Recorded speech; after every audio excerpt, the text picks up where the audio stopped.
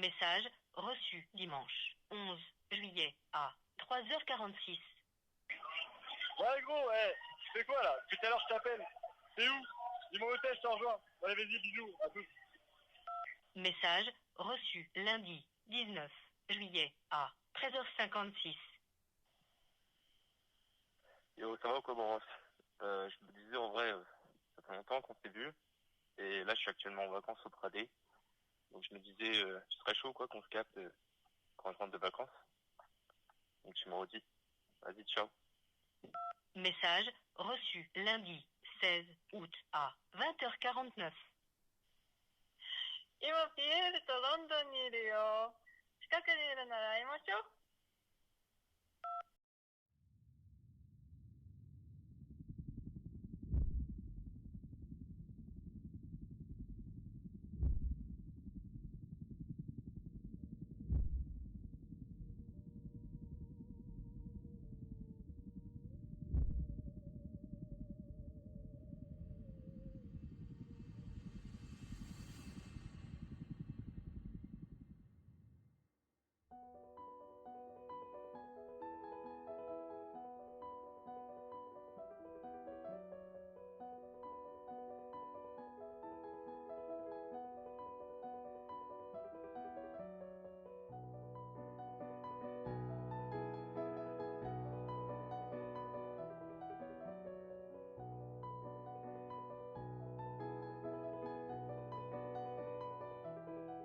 Certains l'appellent loneliness.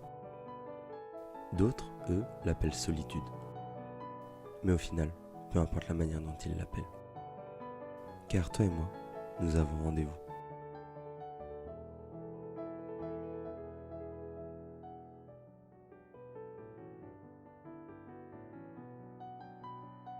L'utilisation du mot loneliness traduit un sentiment douloureux. On l'a subi. Quand cette facette d'elle est là la journée, elle est presque invivable et donne comme l'impression d'avoir une enclume au fond du cœur. À peine éveillée, je la ressens, cette facette d'elle qui pèse en moi. Elle embrasse le silence du matin et fait en moi l'effet d'un immense vacarme. Et donne un goût amer au temps qui passe. Elle est là aussi quand je vais t'acheter tes pâtes favorites. Elle nourrit un mal-être qui était constamment là, mais que j'arrivais parfois à faire taire. La journée, elle me fait me sentir à l'étroit. Elle se fait meilleure amie avec la peine. Lorsque cette facette d'elle est là, elle m'obsède et rend mon esprit obnubilé.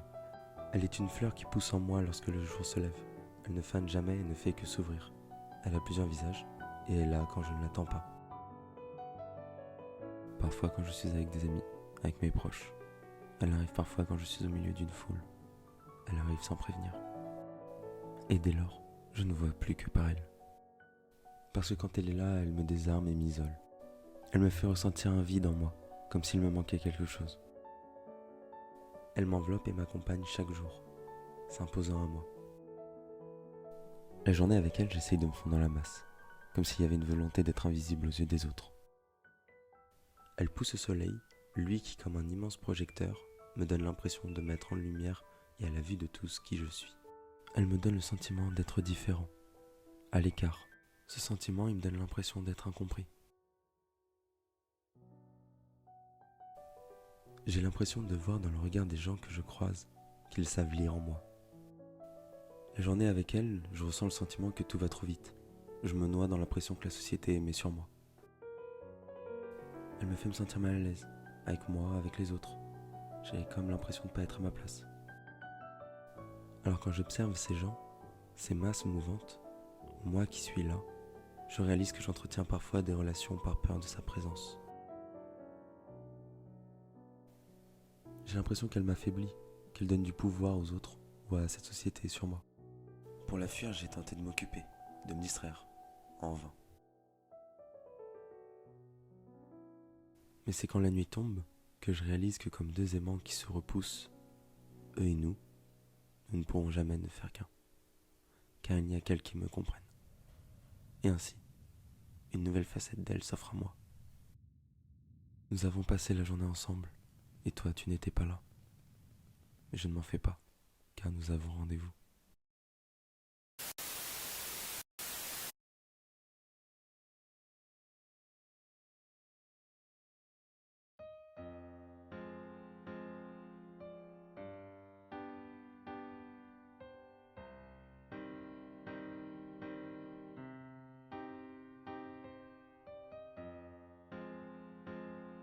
Souvenez-vous que je vous aime autant qu'un homme le peut, mais elle aussi m'est indispensable, elle qui a cette beauté sauvage dont personne ne veut, qui a fait goûter la folie même aux plus grands sages. Au départ, je l'ai fui, je n'ai pas directement compris son langage. Je n'ai vu que les épines de la rose, pas les pétales ni les fruits. Ils se dévoilent sans doute lorsque l'on prend de l'âge. Elle et moi, on ne fait rien de mal. C'est étrange, je ne sais pas ce que les autres voient. On parle de tout et de rien, ensemble on se trimballe. J'avoue que ça me dérange lorsqu'elle me parle un petit peu trop de moi. Ensemble, on rit, on rêve. À deux, on cherche des yeux dans les étoiles ce que les cieux m'ont pris. Rappelez-vous toujours à quel point je vous aime, mais sachez aussi que jusque-là, c'est elle qui m'a le mieux compris. Elle me connaît depuis tout petit. Elle s'est souvent cachée sous le lit. Elle est ma plus vieille compagne. Le temps qui passe la cultive. J'ai cru pouvoir faire ma vie sans elle, mais j'étais stupide.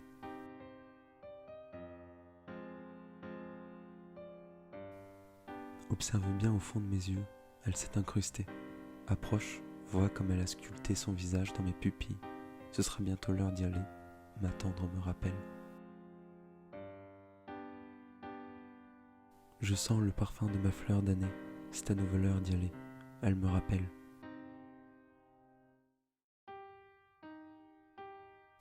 Au fond je l'aime peut-être un petit peu trop je pense, car dès qu'elle me réclame je ne peux pas ne pas y aller. Sur le champ je pars lui accorder une autre danse, et je sais que je ne serai jamais son unique cavalier. Oui je l'accepte, je la laisse m'emporter, je sais à quel point notre amour est fragile. Au départ je subissais, je ne pouvais pas la supporter, mais on s'aime passionnément depuis ce fameux jour où je l'ai choisie. Elle préfère que je parle peu. Elle dit que pour les rêves, le verbe est prédation. Elle sait que le silence, c'est le langage de Dieu, que tout le reste n'est que mauvaise interprétation. Elle aime se faufiler dans mes entailles de regard. Elle dit que j'ai le chant d'un animal blessé. Elle sait que je ne me sens ma place nulle part, que jusqu'ici, elle seule a su m'apprivoiser. Dès qu'elle me réclame, ce n'est pas ma faute, je tremble. Qu'importe le temps et qu'importe le lieu, sur le champ, je pars lui accorder une autre danse. J'y vais.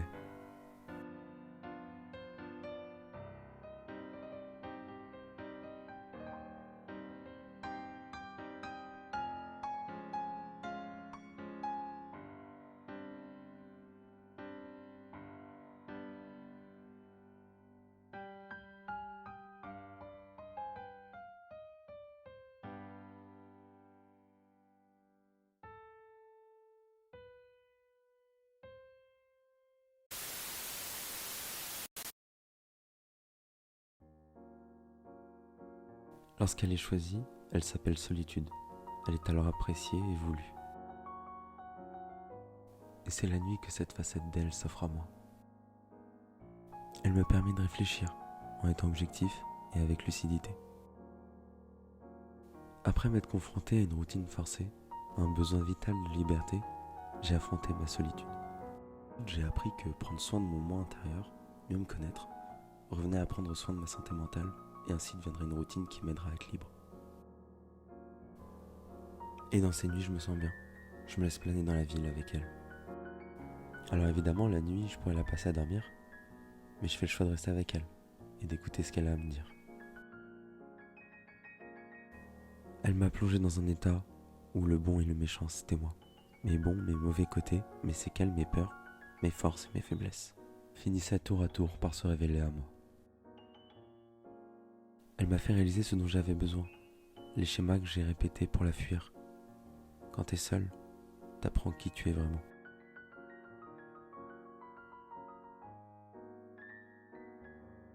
Ce n'est pas simple, mais une fois qu'elle n'est plus subie, une fois que tu l'as choisie, que tu réalises ce qu'elle t'apporte, tu comprends à quel point elle est bénéfique. La nuit, j'accepte cette impression que j'ai d'être d'une autre espèce, à l'écart et seul, libre, comme un poisson dans l'eau.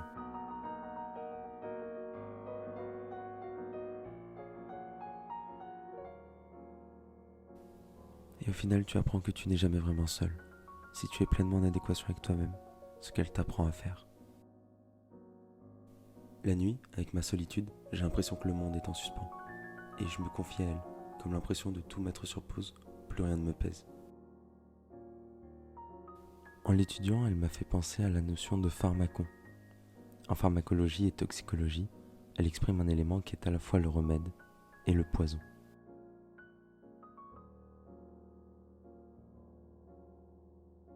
Dans le cas présent, en fonction de si elle est choisie ou subie, elle incarne l'un ou l'autre. Nous avons passé la nuit ensemble, mais tu n'étais pas là.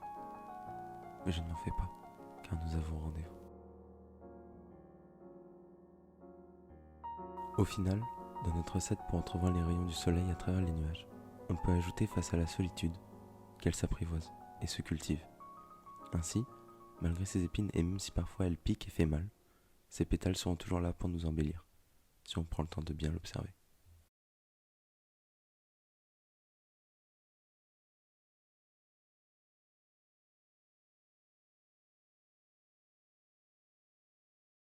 Je t'attendais.